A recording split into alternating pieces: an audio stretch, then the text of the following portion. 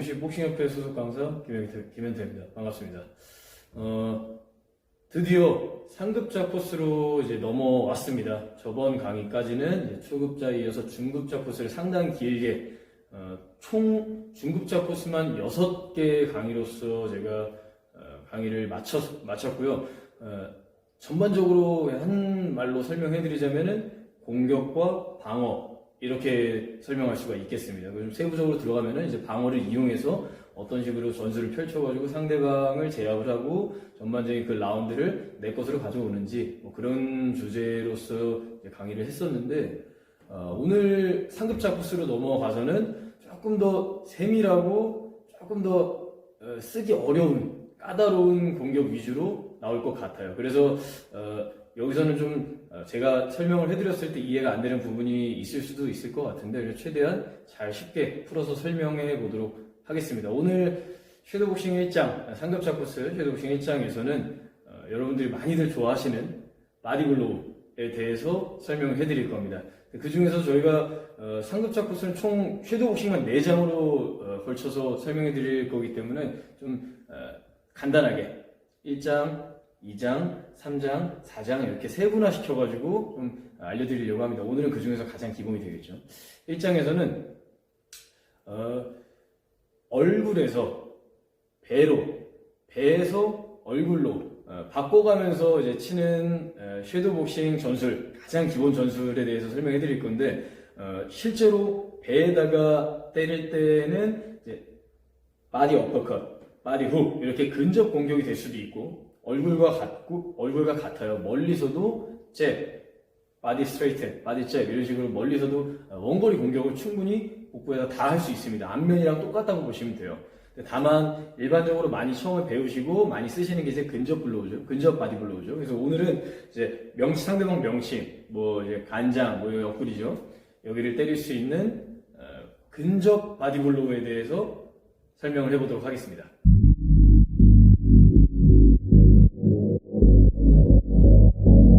자, 그럼 제가 시범을 보여드리기에 앞서서 이 훈련의 필요성을 알고 먼저 들어가는 게 좀 더 중요할 것 같거든요.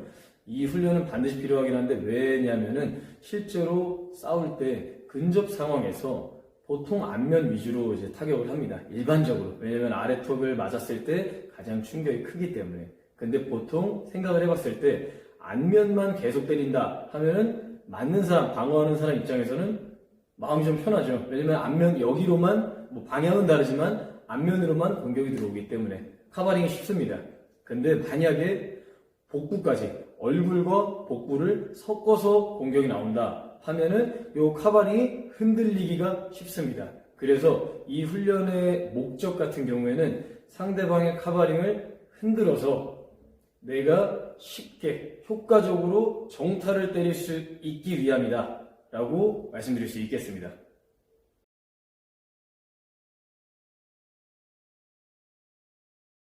이 훈련에 있어서 가장 여러 가지 중요한 점이 몇 가지 있겠지만, 가장 중요한 점 한 가지라고 한다면 이 상급자 코스 첫 번째 1장에서 이 훈련에서 가장 중요한 점이라고 한다면은 컨비네이션의 단조로움이라고 할 수 있을 것 같아요. 제일 중요하게 생각하는 것 중에 하나입니다. 절대 단조로우면 안 돼요. 그 단조로움이 안 된다는 그 말이 뭐냐면은 실제로 붙어서 상대방의 커버링을 흔들어주기 위해, 우리가 이 훈련하는 목적이죠. 상대방의 커버링을 흔들어서 빈 곳을 쉽게 타격하기 위해서 상대방이 이 커버링을 흔들어줘야 되는데, 내 컨비네이션이 위아래를 섞어치지만 섞어치는 그 컨비네이션 자체가 단조롭다면, 예를 들어서 바깥쪽 공격만 친다든지 안쪽 공격만 친다든지 이런 식으로 치게 된다면은 앞면 복부를 섞어 치더라도 그 컨비네이션 자체가 단조롭기 때문에 커버링이 쉽습니다. 쉽게 잘 안 들어가요. 내가 드리는 힘에 대비해서 상대방한테 전달시켜줄 수 있는 충격량은 좀 적습니다. 손해보는 싸움이죠. 그래서 웬만하면은 컨비네이션을 단조롭지 않게 상대방 커버링을 근본적으로 흔들 수 있게, 상대방이 일로 갔다 커버링이 흔들릴 수 있도록 하는 게 이 훈련에서의 가장 키포인트라고 할 수 있겠습니다. 그러면은 제가 간단하게 시범을 보여드릴 테니까 보면서 연습을 한번 해보시죠.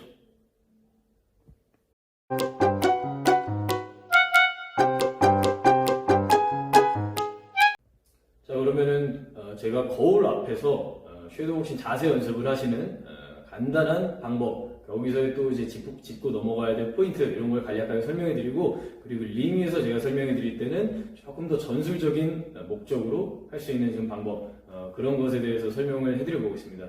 먼저 바디블로우를 칠 때 효과적으로 치기에 앞서서 어디가 정확한 포인트인지, 그게 좀 중요할 것 같아요. 정확한 타점, 어디에 맞아야지 가장 아픈지가 좀 중요합니다. 얼굴 같은 경우에는 그게 보기가 쉽죠. 아래턱이 딱 봐도 티가 나니까요. 근데 복부는 이제 넓잖아요. 옷으로도 이렇게 입고. 물론 프로들의 경기 같은 경우에는 이제 옷을 벗고 하지만, 복부가 좀 상당히 면적이 넓기 때문에 정확히 어디를 맞춰야지 가장 아픈지, 그 아픈 부분을 어떤 경로로 때려야지 큰 충격을 줄 수가 있는지, 이런 게 좀 중요합니다. 일단은 바디 어퍼컷부터 간략하게 설명을 드려볼게요.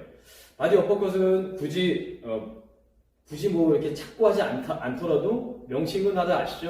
이 정도는. 자, 명치를 이제 때려야지 가장 아픈 곳인데, 거기를 때릴 때 가장 실수하시는 부분이 뭐냐면은 바디 어퍼컷이라고 해서 안면 어퍼컷을 치는 요 동작이 몸에 많이 배어있기 때문에, 이게 습관이 되어 있기 때문에 바디 어퍼컷을 때릴 때는 목적지는 상대방의 명치구나 이거를 알더라도 이 올려주는, 흔들흔들하면서 이 올려주는 이 경로, 이 포물선 경로가 몸에 너무 많이 배어있다 보니까 이게 바디 어퍼컷을 갈 때도 마지막에 약간 올려주는 듯한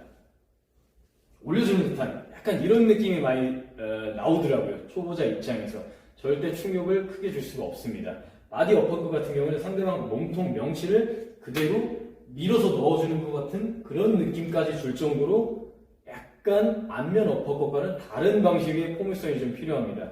안면 어퍼컷은 그대로 그냥 올려서 그냥 던져주면 되는 건데, 바디 어퍼컷은 좀 더 넓은 포물선이죠. 이런 올려주는 이렇게 짧은 각도의 포물선이 아니라 좀 넓은 포물선이죠. 그렇다고 해서 이 팔꿈치가 덜렁거리면은, 이 팔꿈치 각도가 너무 덜렁거리게 되면은 무게가 잘 안 실리고요. 그러니까 좀 까다롭죠. 팔꿈치 각도를 어느 정도 무게가 가속력을 받아서 충격으로서 전달이 될 정도의 모양은 나오되, 마지막에 안면 어퍼컷처럼 쓸어 올리는 듯한, 올려주는 듯한 느낌이 아니라 정확히 명치를 쭉 넣어주는, 물론 이렇게까지 넓진 않습니다만 쭉 넣어주는, 그대로 쑥 넣어주는 이런 느낌으로 때려주셔야지 가장 정확하게 내가 드리는 힘 그대로 충격으로 전달시켜줄 수가 있습니다. 그리고 한 가지만 더, 이건 뭐 당연한 건데, 당연히 가운데로 가셔야 돼요. 옆으로 가시게 되면 상대방도 이러고 열고 있는 게 아니라 카바링을 닫고 있기 때문에 이 가운데로 들어와야 되는데, 경로가 바깥에서 안쪽으로 미세하게 이런 식으로 들어간다면은 이 카바링에 걸쳐서 들어가기 때문에 쉽게 잘 안 들어갑니다. 최대한 내 주먹은 안면 어퍼컷을 때릴 때랑 거의 예비 동작이 동일하게 안쪽 내 배꼽으로 떨어진 다음에 그대로 집어넣는다고 생각하시면 돼요. 시작 지점은 나의 배꼽이라고 생각하시면 됩니다. 왜냐면은 얘가 바깥에서 대각선으로 들어가면은 잘 안 들어가기 때문에 이유가 한 가지고, 두 번째는 얘가 주먹이 앞쪽에서 출발을 하게 되면은 안 그래도 근접 상황이라 공간이 적은데, 얘가 상대방의 명치에서 가까운 위치에서 힘이 가속을 붙으면은 충격이 많이 안 들어가기 때문에 최대한 공간을 많이 넣어놓고 여기서 안쪽으로 깊숙이 들어가는 가속력을 많이 받을 수 있게끔 최대한 나의 배꼽에서 상대방의 명치까지 집어넣는다 라고 생각하시면 될 것 같습니다. 이게 이제 바디 어퍼컷의 간단한 이제 자세로서의 팁이고, 바디 훅도 좀 중요한데, 바디 훅은 이제 어디 맞춰야 되시는지는 다 아시잖아요. 쉽게 설명해 드릴게요. 명치 동일한 높이라고 일단은 생각하시면 쉽습니다. 명치랑 동일한 높이에서 양 사이드로 쭉 가서 조금씩 바로 아래 갈비뼈 부분, 보통 우리는 옆구리라고 표현하면 이제 여기지만 원래 옆구리가 여기죠. 우리가 말하는 옆구리는 여기입니다. 정확히 말하면 이제 갈비뼈 안쪽에 있는 장기들을 흔들어 놓는 건데, 그 젖꼭지 아래 명치 부분 양 사이드로 쭉 들어갔을 때 하나, 둘, 세 개가 될 수 있겠죠. 이제 바디블로우에서 이제 목표물은. 그래서 요 바깥쪽 타점을 이제 바디 훅으로 때리셔야 되는데, 보통 상대방이 카바링을 닫고 있어요. 이럴 때는 이제 여기를 치기가 어렵죠. 그래서 이렇게 보여드릴게요. 상대방이 카바링을 살짝 안쪽으로 모아줄 때, 안쪽으로 꽉 닫아줄 때, 그때 전면으로 보면 잘 안 보이지만 측면으로 보면은 여기가 보입니다.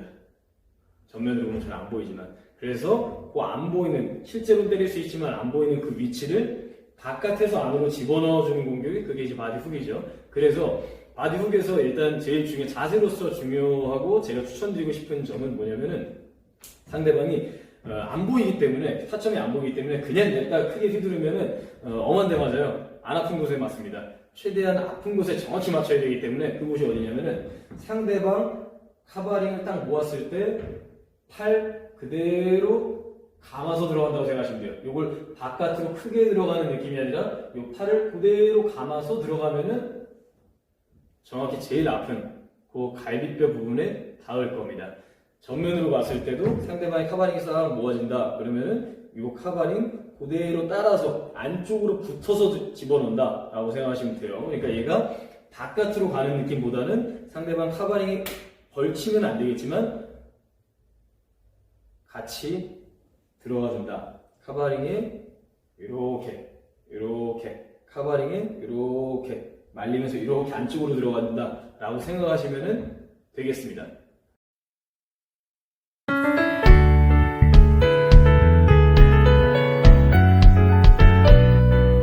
이제 링에 올라와서 간단하게 한 번만 더 보여드리려고 하는데, 링에서는 제가 말씀드렸던 것처럼 조금 더 전술적인 느낌으로 초점을 맞춰가지고 연습해 볼 필요가 있습니다. 전술적인 느낌이 어떤 거냐면은, 물론 여러 가지 있지만 제가 이 강의에서 한 가지 딱 짚어드릴 건데, 많이 짚어드리면 어려우니까 아까 말씀드린 거, 단조로운 콤비네이션을 피했으면 좋겠어요. 단조로운 거라면은 바깥쪽 뭐 여러 가지 의미 있지만 바깥쪽 공격만 친다든지 안쪽 공격만 친다든지 이런 상황이 될 수가 있겠죠. 웬만하면은 바깥쪽 공격을 했으면은 안쪽 공격을 건드려주고, 안쪽 공격을 했으면은 바깥쪽 공격을 건드려주고, 이런 식으로 다양하게 안쪽과 바깥쪽, 위와 아래, 이 네 가지 방향으로서 다양하게 주먹을 때려 주셔야지 상대방 카바링이 흔들리고 빈틈이 잘 보일 수 있을 겁니다. 그러면 잘못된 예는 약간 이런 느낌인 거죠. 옆구리를 치고 위에까지 훅까지, 바디 어퍼컷을 치고 뭐 어퍼컷 스트레이트까지 안쪽으로, 뭐 이런 식으로 너무 한 부분으로만 이런 식으로 치게 되면은 방어하는 사람 입장에서 조금 쉽고, 좀 천천히 보여드리더라도 좀 다양하게 한번 해볼게요. 자, 안쪽 공격을 하면서 바깥쪽 공격을 밑으로 내려온다든지, 아니면은 바깥쪽 공격을 아래에서 치고 위로 올라올 때는 좀 안쪽 공격을 한다든지, 그리고 바깥쪽 공격을 앞면에다가 치면서 안쪽에다가 배를 칠 수 있겠죠. 이런 식으로. 자, 그러면은 이런 느낌으로 다양하게 단조롭지 않게 움직이면서 섀도우복싱을 좀 붙어있는 상황에 맞춰가지고 섀도우복싱을 한다. 훅을 주면서 안쪽으로, 바깥쪽을 주면서 안쪽으로.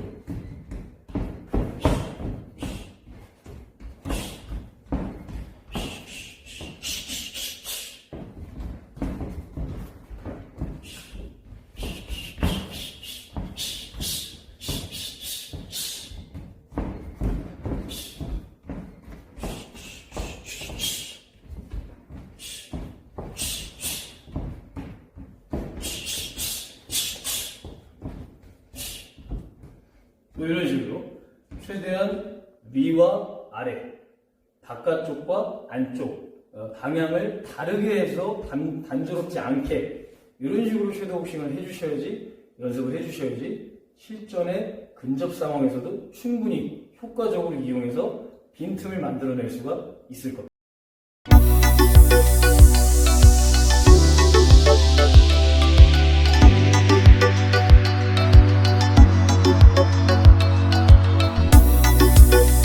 오늘은 바디블로우 중에서도 이제 바디 어퍼컷, 바디 훅, 근접 바디블로우에 대해서 강의를 해드렸는데요. 좀 단순하게 초점을 맞춰서 했습니다. 왜냐하면 총 4장에 걸쳐서 설명을 해드릴 거기 때문에. 다음 장 같은 경우에는 똑같이 바디 어퍼, 바디 훅이긴 하지만 정말 고급 기술이죠. 물론 더블 잽, 뭐 한 손으로 두 번 치면 다 더블이에요. 근데 이제 바디 어퍼컷, 바디 훅 이런 바디블로우를 이용한 더블 공격, 그걸 이용한 이제 섀도우복싱 방법, 그걸 이용한 효과, 이런 부분에 대해서 설명을 해드려 보도록 하겠습니다. 오늘 강의는 여기까지고요. 오늘도 잘 들어주셔서 감사합니다.